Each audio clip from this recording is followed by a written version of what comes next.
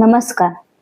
आम्ही स्वामी भक्त या यूट्यूब चॅनलवरती आपले पुन्हा एकदा स्वागत आहे. 18 जानेवारी 2026 रोजी होणाऱ्या माघ अमावस्येची म्हणजेच मौनी अमावस्येची आपण आज इथे माहिती घेणार आहोत. मौनी अमावस्या ही हिंदू धर्मात अतिशय पवित्र आणि महत्त्वाची अमावस्या मानली जाते. मनु महाराजांनी याच दिवशी त्यांची तपश्चर्या पूर्ण केली होती. म्हणूनच या अमावस्येला मौनी अमावस्या असे म्हणतात.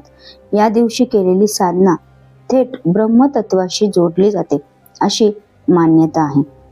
या दिवशी मौन व्रत पाळल्याने मन शांत होते व आत्मशुद्धी होते.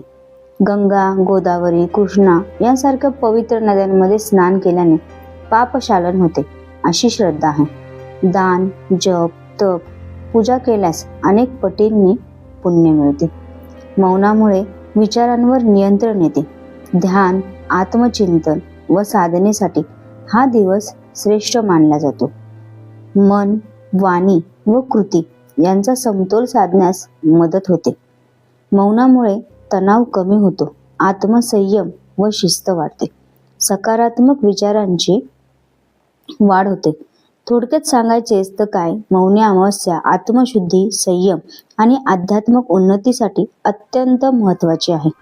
या मौनी अमावस्येच्या दिवशी आपण भगवान श्री विष्णू आणि शंकर यांची सेवा करायची आहे.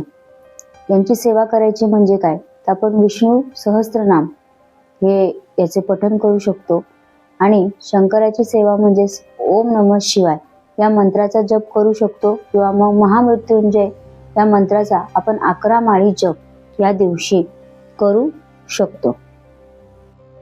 अशीच नवनवीन माहिती ऐकण्यासाठी आमच्या चॅनलला फॉलो करा, शेअर करा आणि स्वामींच्या कृपेचा लाभ घेण्यासाठी सबस्क्राईब नक्की करा आणि कमेंटमध्ये नक्की लिहा.